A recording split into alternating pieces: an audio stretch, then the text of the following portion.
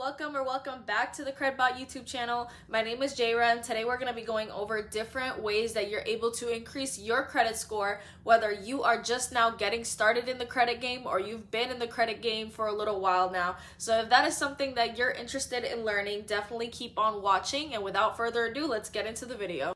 Now, the first way that you're able to increase your credit score is actually by reviewing your credit score and sending in a dispute letter. Now, you may be wondering, like, what do you mean by sending in a dispute letter? What I mean by that is because a lot of Americans nowadays, they have at least one error in their credit report, and it could be from either three of the credit bureaus, from Experian, Equifax, or TransUnion. So it is very important for you to monitor your credit score and make sure everything is right.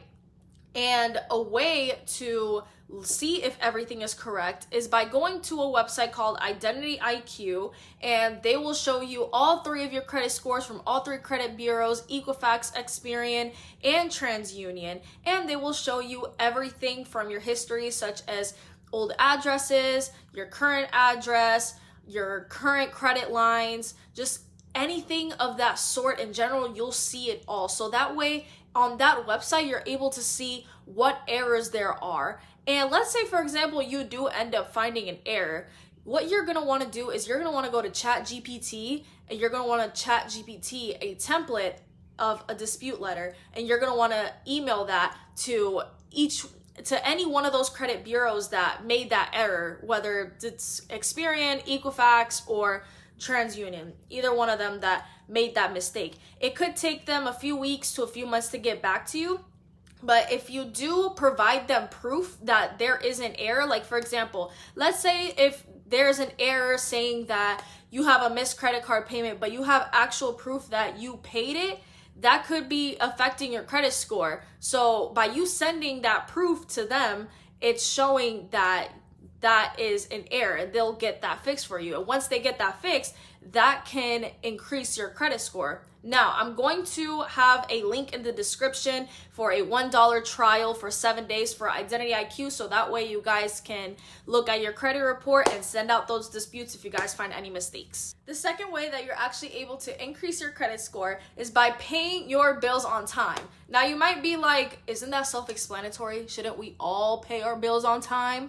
Well, yes, duh, like you should pay your bills on time. But the reason I say that is because paying your bills on time actually makes up 35% of your credit score. So if you miss a payment of anything, like let's say you miss a payment of your credit card, your car, or just anything of that sort, your credit score can drop 50 to 120 points depending on the severity of it. So it is very important to stay on top of your bills. Make sure you have automatic payment set up so that way you won't forget, or set yourself a reminder on a calendar and make sure you are on top of when certain things are due so that way you won't forget. And by being on top of your bills like that, especially your credit card bills, your score will keep going up because you keep paying those things on time. So make sure you are on top of your bills and don't let yourself miss a payment, because you don't want your score to drop 50 to 120 points. And if it does drop that low from missing a payment, it could take some time to recuperate. Now, the third way to increase your credit score is actually by keeping your old accounts open. A lot of people, they make the mistake of closing old credit cards because they think, oh, I don't use this anymore, so what's the point? Or, like they just close old credit cards that they just don't use anymore. When in reality, closing old credit cards will actually hurt you more than benefit you, because banks actually look at credit history. They look at the fact that you've had credit for a long time. So if they see that you, let's say for example, you opened a credit card 7 years ago and you all of a sudden stopped using it and decide, oh, let me just close it because I haven't used it in so long, and you opened credit cards a few months ago, then if you close that credit card that you opened 7 years ago and you still have the ones open from a few months ago, your credit score is going to drop, and it's kind of going to make it seem like you just got started with credit. And banks aren't really going to trust you as much because that old credit card literally got deleted. So they don't have any proof that you have been in the credit game for a while. So even if you don't use that old credit card anymore, you could literally just use it for small purchases, but make sure you just don't leave it inactive, because if you do, they can just close it for inactivity, and you don't want that because that can also hurt your credit score as well. So make sure you keep your old accounts open, use it every once in a while, and just don't close these old accounts, please. I'm telling y'all, don't close them. It will definitely hurt y'all. Now, the fourth way that you are able to increase your credit score is actually by keeping your utilization low. And a good rule of thumb is to keep the utilization under 30%. Now, everybody's utilization might be a little bit different because everybody's like credit limit is different.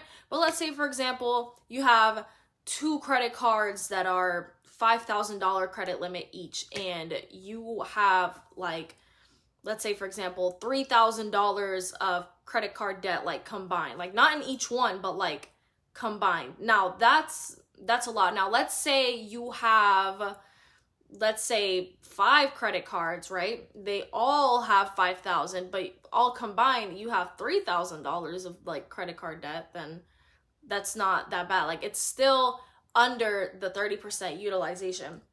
So if you want to maintain or increase your credit score, definitely keep that utilization low, because if you go over the 30%, it can definitely decrease. Now, this last step is more for people that are just now getting started in the credit game and people that just don't have a credit score at all. So what you're gonna wanna do is you're gonna wanna go to actual banks such as Chase, Wells Fargo, Bank of America, whatever bank there's out there, and tell them that you want to start building your credit, and so that way you can get approved for a credit card. Because the thing about these random credit cards that are online, I'm not saying they're bad, they're pretty good, but the thing about them is that if they see that you don't have any credit history, they'll most likely deny you. And the more denials that you get, that will end up impacting the score that you may or may not have, you know? So it's important to at least start out in the beginning phases with a bank credit card such as Chase, Bank of America, Wells Fargo, you know, like your traditional banks. So that way they will be able to approve you more. And once you have a credit card with a bank, you'll be able to get approved for more credit cards in other online banks and things like that. So if you guys found this video helpful and informative, leave a like, comment, and subscribe to the YouTube channel. We're gonna be uploading a lot more videos, so stay tuned for that, and I hope you guys enjoyed. Bye.